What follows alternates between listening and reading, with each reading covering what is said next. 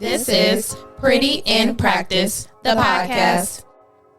Opinions expressed on this podcast are solely those of our own as well as our guests and do not reflect the views and opinions of our respective employers, organizations, academic institutions, committees, other groups, or individuals. Welcome to another episode of the Pretty in Practice podcast with your host. I'm super excited about today's episode so that we can dive a little further into some of the topics that I really want to get you all's opinion on. Microaggressions, imposter syndrome, code switching. So definitely a lot to talk about, a lot to cover on today's episode. But of course, as always, we're starting to getting to know the doctors just a little bit more with our Doctor's Diary question of the day. So let's see what today's question is. Dun, dun, dun, dun. Oops. Let's see here. Oh, I like this one. I really like this one. What is something most people do not know about you? So I will start. So when I was 6 years old, I used to travel around the United States and I played chess.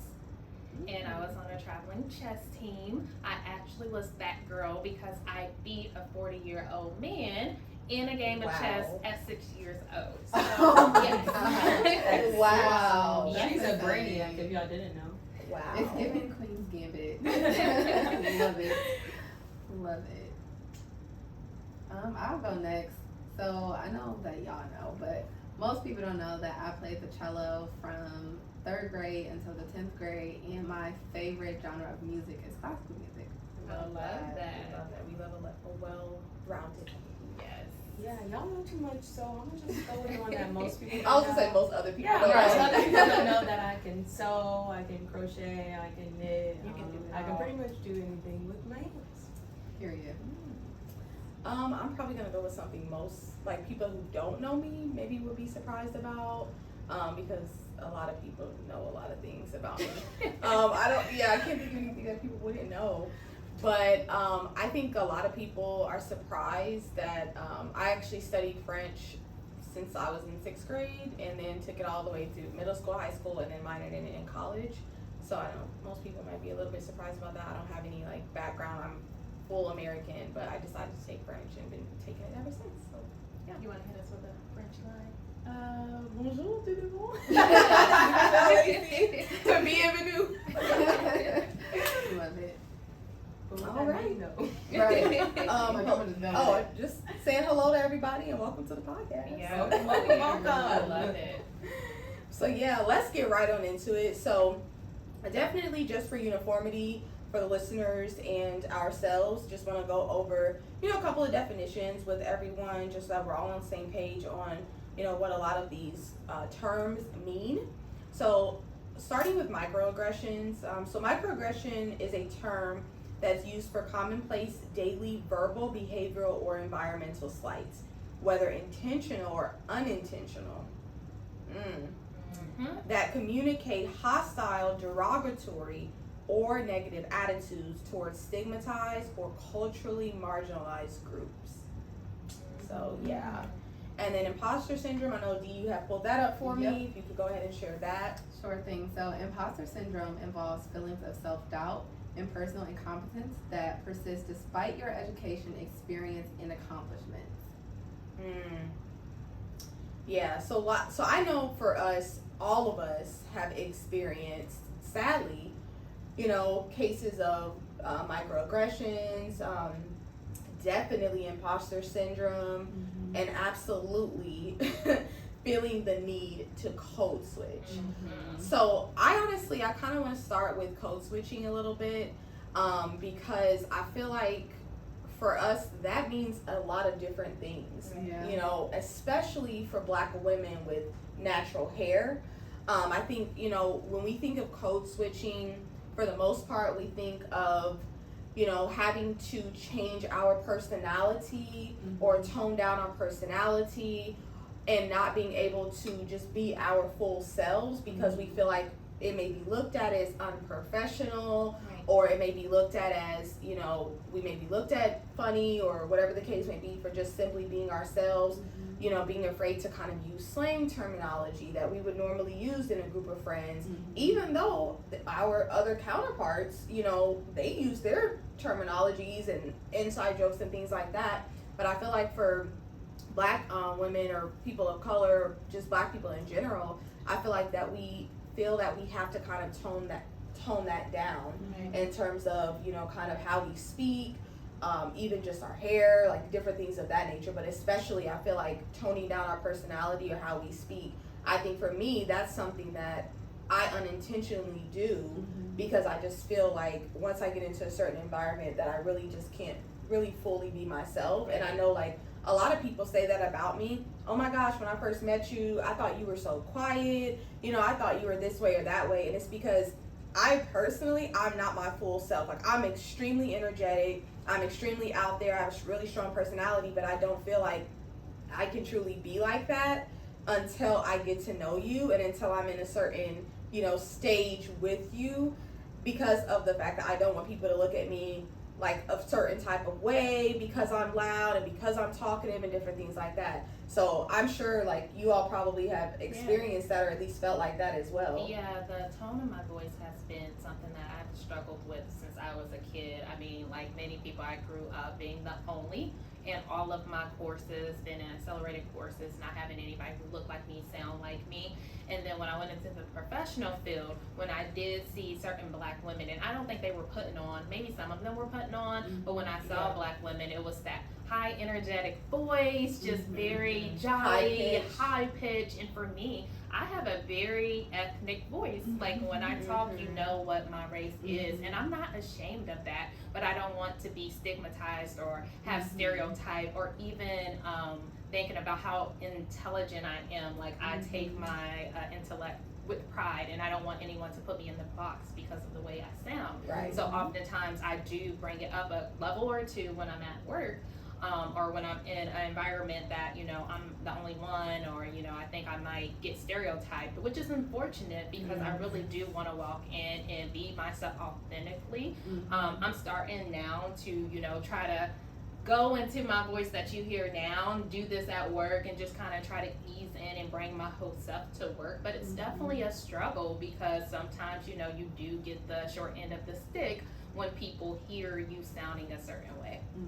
I don't know, I feel like it kind of comes along with like you don't feel like you belong. So like if you do a little bit too much, like I gave it all to be here. So if that's the one thing that's like gonna not let me continue or make it harder for me to be here when it's already kind of hard, because again, no one looks like you here. Like you have no one to ask. Like no one in my family was a doctor. No one in my family has even probably been past grad school. So like I guess genuinely I don't know how to act in those scenarios because I've never been in a situation where like I've been around so many people that I want to say kind of make me feel uncomfortable in a sense, like, and I should not feel uncomfortable. And the more I practice, and so I've been doing it for a couple of years now, I feel like I'm definitely more confident in walking in and being my complete self.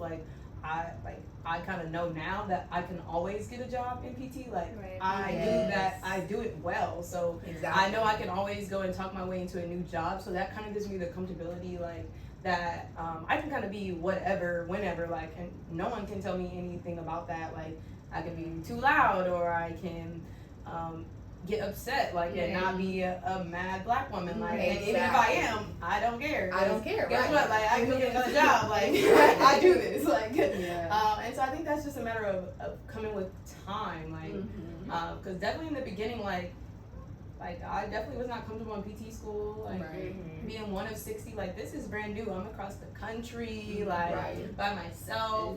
No one, no one can tell me how to do this. Like I've never seen anybody do this, so like it's new. So like, yes, like I feel like we shouldn't do those things, but like it comes with new. Like so, I guess now we get to kind of give other people the comfortability that like we didn't have. And I would say my experience is mostly via email. So I will type the most professional, grammarly correct email because I'm like, they're going to see my name and they're going to know I'm Black. So now I have to prove to them that I'm also competent when I send this email, which I should not have to do, because Exactly.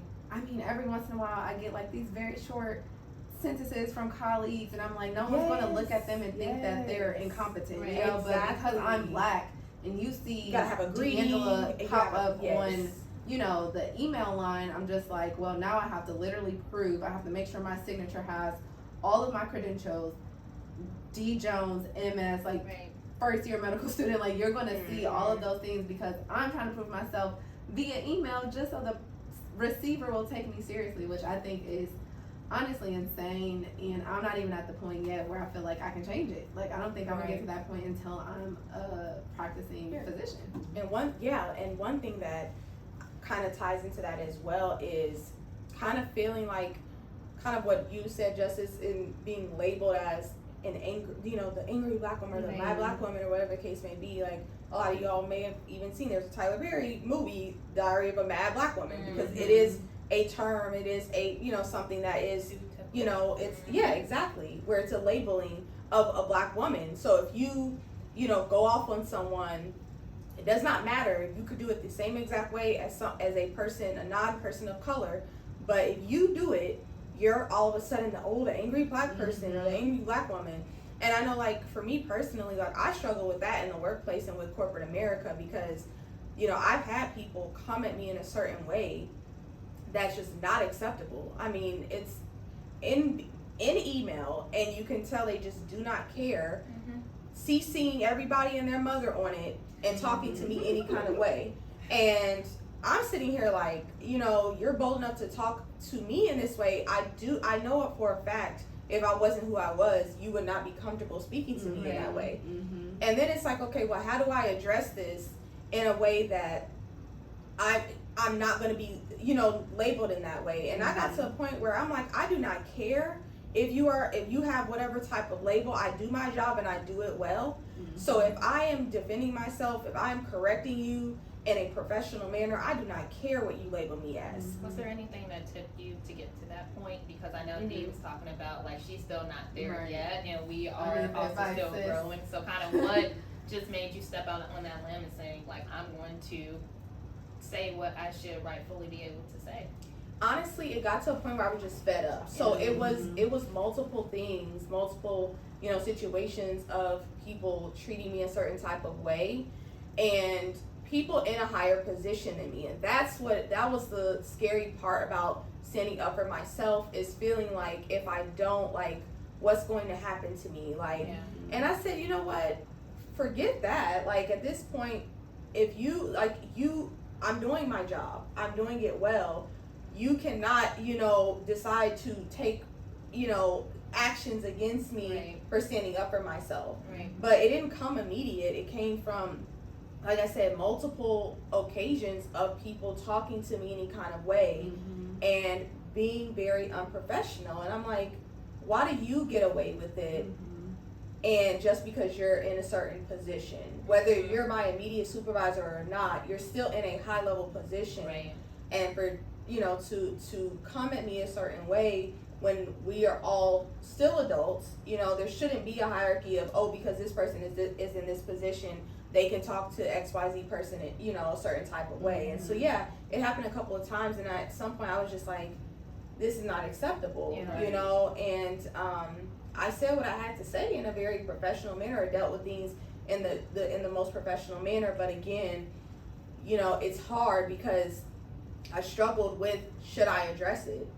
And I guarantee you, if I did not look like how I look, if I would not have had such a hesitation behind it.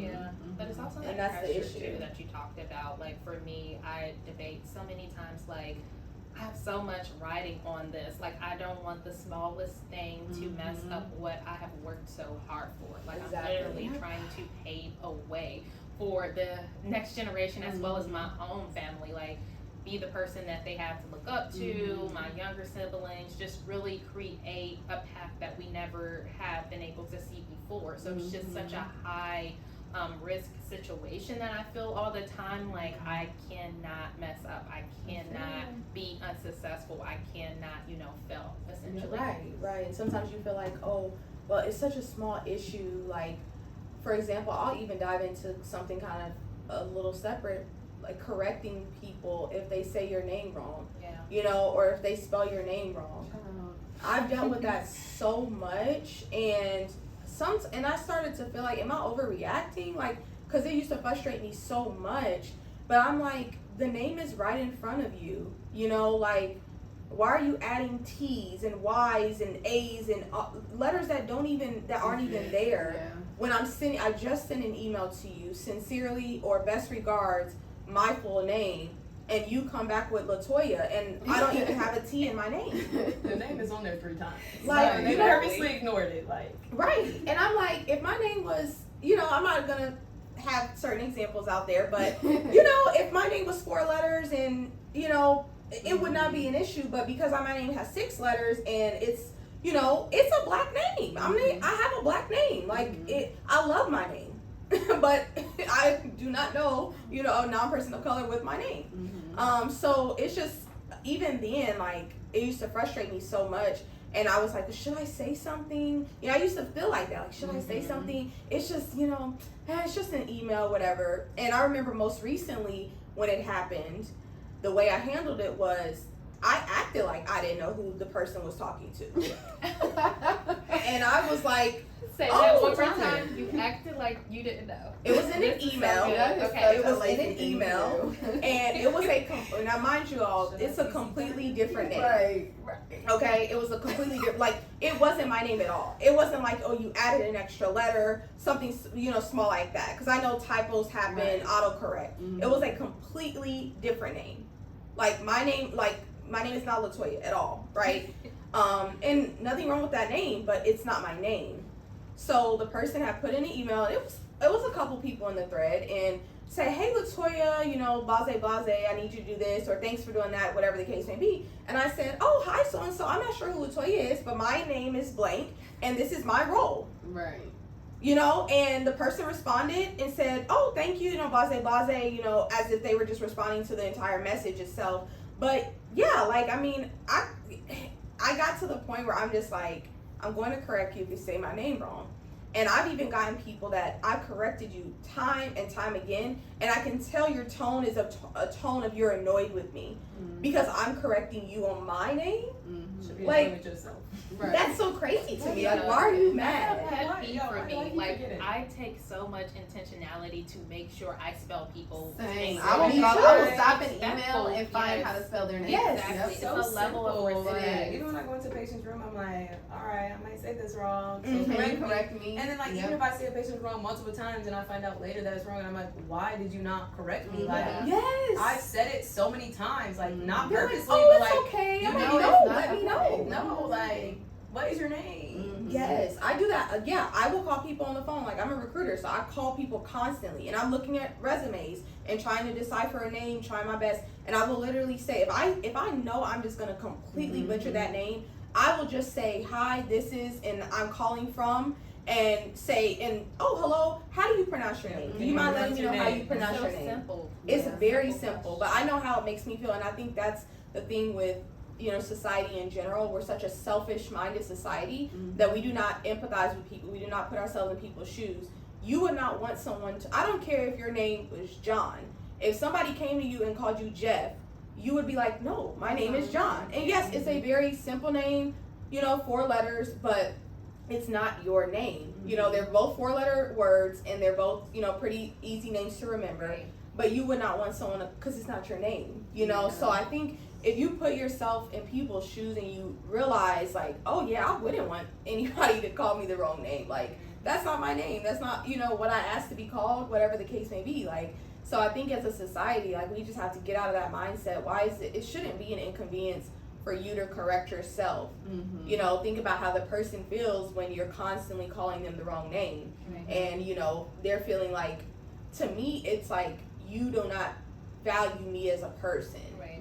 to correct yourself. You know, like, you don't see me as a full-fledged human being equal to you because you're just, you know, oh, I'll call him whatever name pops up in my head. You know, it could be this one day, it could be that the other day. But I don't care enough to figure it out. It's just whatever I feel like, you know, calling that person. So that is a problem. That is a problem, and especially because, you know, as Black people, like, you know, we do have very unique names, and we should be proud of it. Like, I know some people will, get nicknames because their names, yeah. Some people. I go by D, and when I got to med school, first week, I'm D. That's it. Because I'm not about to, every single class, correct you. Because at that point, you set the tone for me. Mm-hmm. Like, if I have to keep telling you what my name is over and over again, and you're sitting at the same table with me for the entire semester, I'm going to get annoyed. So, if you know me, you know to either call me D or by my middle name. Mm-hmm. And if you know my middle name, you know I'm not about to say it. Nevertheless, I go by D because it's easier for me. I don't have to worry about being caught off guard. I don't have to worry about trying to figure out if someone's trying to be funny about it, or, are they really struggling, or are they being petty? Like, I don't know. So D, everybody knows D. That is in the alphabet. Just call me D. It's that simple. But we don't have time to be doing all that. We already, we already have a lot to juggle in these spaces. Like, we shouldn't have to worry about, our name even or something like that. Yeah, like, that's silly. Like, I already don't feel completely like I belong all the time. Like, that makes me feel worse. Yeah, that literally is imposter syndrome. Make me have to fight for my space here even more. Yes, exactly. And then you have to worry about. I'm not gonna say worry about, because forget what people think. But you also have the tone of people thinking that you only got where you are because of affirmative action, or because somebody's trying to meet a diversity quota, and then you'll get little snarly remarks, which again, ties into microaggressions, where, you don't have to worry about getting, that high of a score because you're Black. Mm-hmm. I will speak on that because I have an experience with a colleague who told me that, so when you're applying for a job, you actually don't have concerns like I have, because you have the 3 diverse factors that they're looking for. You're a woman, you're Black, and you're a minority. You're a millennial.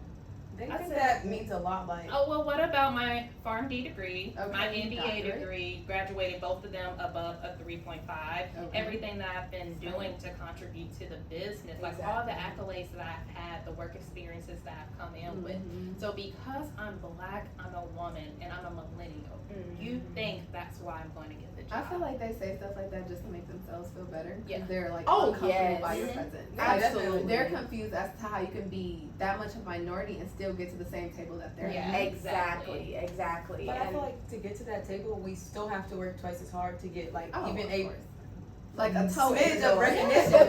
Yes, exactly. My counterparts get recognized for doing the bare minimum. And I just, do you see where I just came from and what I did?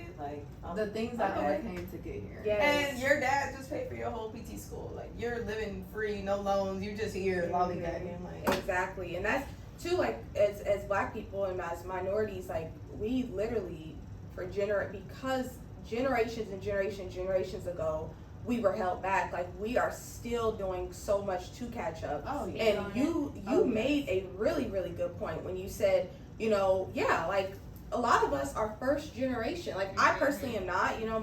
Both my parents, went to college. My father has a master's degree, and so they really did instill education in us.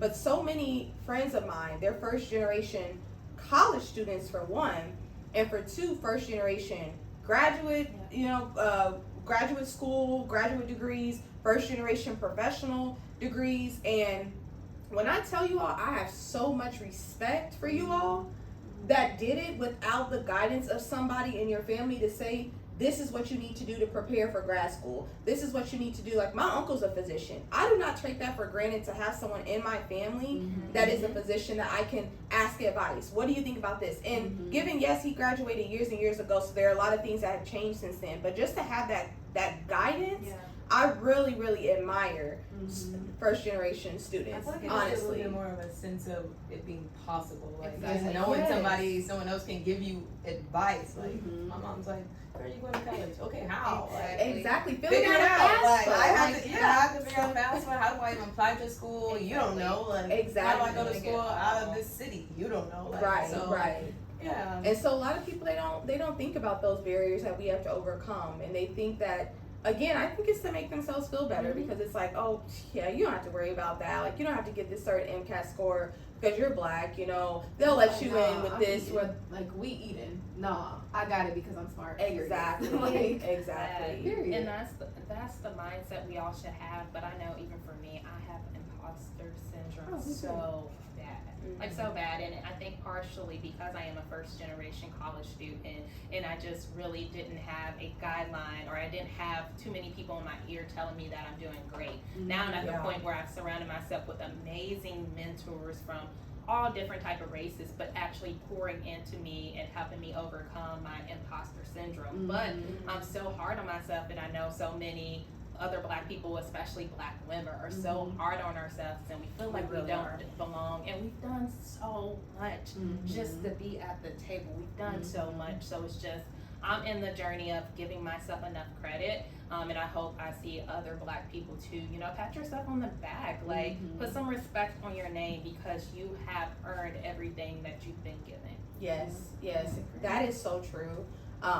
We really got to give ourselves more credit. Like our ancestors went through so much, and the things that we're able to accomplish, I'm sure like they would have never ever would have guessed we'd have at this point had a black president.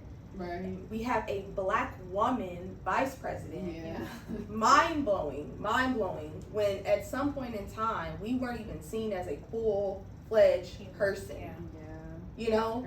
So we really honestly have to, you know, give ourselves credit, as you said, for how much we've overcome, and then thankful to our ancestors for the fight that they did, you know, for us to have equal rights so that they could pave the way for us to even have these opportunities. And so, you know, I think that part of getting over imposter syndrome, and I definitely want to get you all's like take on this, how do we overcome it? But I think for me, I think the important thing is to remember you deserve a seat at the table just like anybody else. And if they're not going to give you a seat at the table, you bring your own table and create your own group of people. No, seriously, exactly. Seriously, if they're not going, that's fine. Okay, y'all got your own table. That's cool. I'm gonna place my little picnic table right here. Okay, like take the legs out, and we gonna sit right next to each other then, because I deserve to be here just like you do. I work just as hard, if not harder, than the next person, and it's my place to be here just like it's yours. And again, it's not about saying you don't deserve to be here. I do. It's like it's room for all of us, and that's why I personally don't understand sometimes when there's, you know, certain remarks that are made, microaggressions that are said, where people, it comes in a tone of there's not room for the both of us. You're gonna take my spot. I've literally heard a black physician or a black medical student talk about a conversation that someone of a non-person of color had with this person, saying that you took a seat from this person, XYZ that person. seat does not belong to you. Exactly. You have to earn it. You have to work at it, just like anybody else. You know, so I don't understand that mentality that some individuals have, that we can't all be here, we can't all succeed. Like there's a shortage. There's always going to be a shortage of healthcare professionals. Period. Okay, until I can walk into a doctor's office on time for my appointment and get seen on time without waiting 30 minutes, there is a shortage. Okay, there's a shortage of healthcare providers. So to me, like, let's just cut all of this competition. Let's cut all this, you know, you took my seat or you took this because you're black, and because they're trying to diversify, whatever the case may be. As they should. Like, to anybody who's in medical school or professional school who's currently experiencing any type of imposter syndrome, just know that you do belong. I overcame it by self-affirmations every single day, to the point where, like, I was beating the curve toward the end of the semester, because I'm just like, no, you belong here. And it's crazy because I started off so strong. My first semester, I hit the ground running. I'm like, oh, this med school, say less. Like, I am prepared. I can do this. Can't nobody tell me nothing. Obviously, it started to get a little harder. But then I noticed, like, second semester is when I started experiencing a lot of microaggressions. Like, oh, you're so well put together. You're so well spoken. And I'm just like, like, I'm just being You would me, not but say okay. that to anybody else. Right, but, right. okay. Why me? Why do you feel like you have to tell me that I'm Exactly. well put together? Like, is that not an expectation? Like, I'm Mhm. confused. And I noticed that it started to like trickle into my mentality because I started to feel like I don't belong here. Like, why is it that, you know, I talked about that test question. Like, why is it that they have questions about, you know, outdoor activities that's not all inclusive, like something that I don't know? Why is it that I have classmates who can come into class and speak on topics that are highly controversial, and I just have to sit through it? And I'm just like, yeah, this space is not created for me. This space was not created to make me comfortable. Yeah. And during that time, our diversity and inclusion person had just got another job, so I didn't have anyone to talk to. And I was trying to like navigate that space, and I'm just like, wow, you know, like that was kind of the first time it set in, where I'm just like, this wasn't designed for me. But then I use that as fire. I'm like, it wasn't designed for me, but I'm gonna get through it, and that's gonna be so much better, so much more rewarding for me, knowing that I can excel in an environment that was not created to make me comfortable. And that's exactly what I did and will continue to do. So if you out there, you have some imposter syndrome, literally self-affirmations, and just do it for yourself. Prove to yourself, because forget what everybody else thinks. Like, imposter syndrome is like an internal feeling. Like, Right. you feel like you don't belong. No, you need to prove to yourself that you very much so do belong. I really think it starts with confidence. Agree. And I think for that, something that helped me, and I don't see a lot of Black people do this, but building your brand. And the reason why I say is Black people usually come in with a humble attitude. I'm just happy to be here. But in order to build your brand, you have to brag on yourself a little bit. You have to, you know, drop them credentials, drop everything that you have done, and build that brand and shape the identity that other people have in their minds of you. So just stepping into your power, stepping into everything that you have achieved, and really creating the brand for yourself. And something else you can do is just talk to people that you trust and really ask them how they see you, because I know I've chatted with y'all multiple times, and even something as simple as like, can you give me some adjectives that describe me? And y'all would send me a list, and I'm like, oh wow, that's amazing. Like, you think that of me? Little old me? What? But it just really helps build my confidence in myself and my abilities. It empowers me. So really lean on those who you trust, who knows you, because they really will show you what they think about you, and that will help you think the same about yourself. I just want to add a positive note to this combo, because I was grateful to have really great classmates in PT school who were like, when I'm in their group, they're like, oh, we're getting an A now, like, you probably got the highest GPA, don't you? Like, and that just goes to show, like, I came in and I did what I had to do, and everybody knew that, like, we getting an A on this, like, project, whether you like it or not, and I'm gonna call you out in a group of 10 people that you didn't do your part, like, and they know that, and like that, like I say that, like India said, surround yourself by people who are gonna help you know, and I will say that definitely gave me like some confidence, like like y'all know I'm gonna get an A, and you probably know I'm getting A's on these exams too, and like that makes me feel good, because you don't think that I'm sitting in this class and like I'm not as smart as everybody else. So I think that like just adds a positive light to it. That like there are still spaces out there and people who will see your light and will see your hard work, and like that matters. And so shout out to them, shout out to my orange class cohort at USA. I appreciate y'all. That should be how it is too. But I'm so glad that you did have that positive experience, because that is, I mean, honestly, that's how it should be. I mean, it really should not be a difference of we look at somebody or someone looks at us and sees our skin tone or knows our background and automatically thinks anything differently. And that is the problem. That is the problem, that there is a different thought process. And another thing too is we have to be careful that we're not feeding into that. Yes.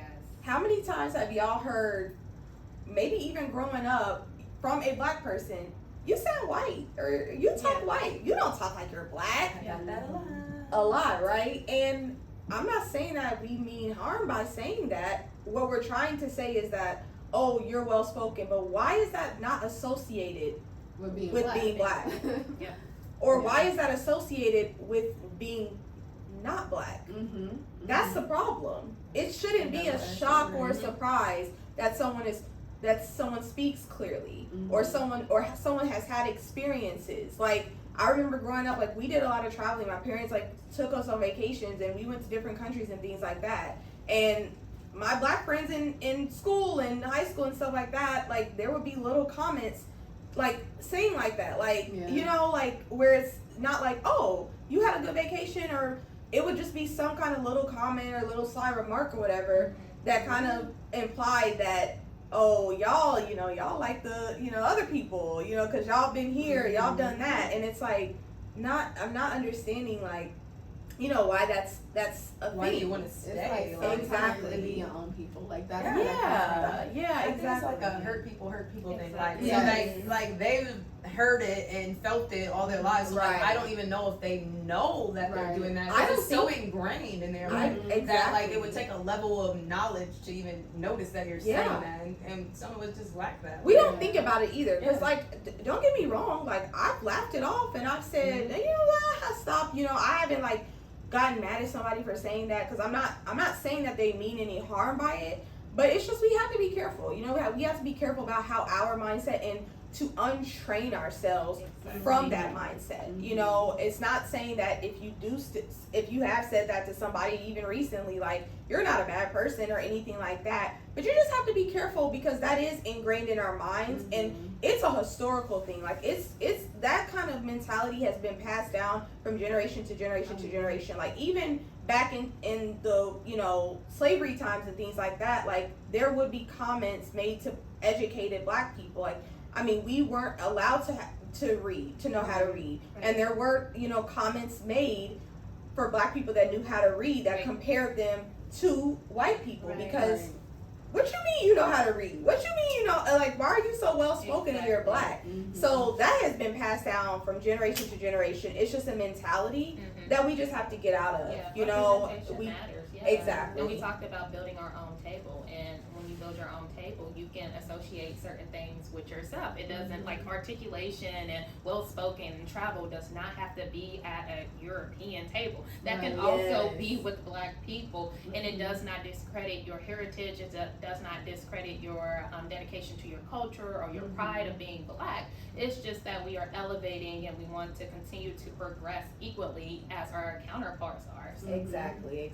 But I think we're progressing in a positive direction. I do think that things have changed, you know, throughout the years. I think there's a lot of work to do. I will say that, but I think that we are definitely growing and, you know, just getting into a more positive direction with that. So, you know, for those listening, again, you know, we just really encourage you all to make a space for yourselves. You know, don't feel like that you don't have the same opportunities, or you shouldn't, have the same opportunities. Even though it may be harder for you to get there, you deserve, just as anyone else, an opportunity to accomplish what you want to accomplish, to, you know, get the goals done that you're wanting to get done. And so we thank you all so much for being here once again. Thanks so much for tuning in. As always, anything that you're doing in life, always remember to keep it pretty, and we will talk to you guys in the next one. As always, thank you for joining us for the ride. Be sure to keep in touch by following us on Instagram and subscribing to our YouTube channel at Pretty in Practice. Feel free to send us a DM of any topics you want us to discuss, and you might hear them on a future Pretty in Practice episode. Keep it pretty.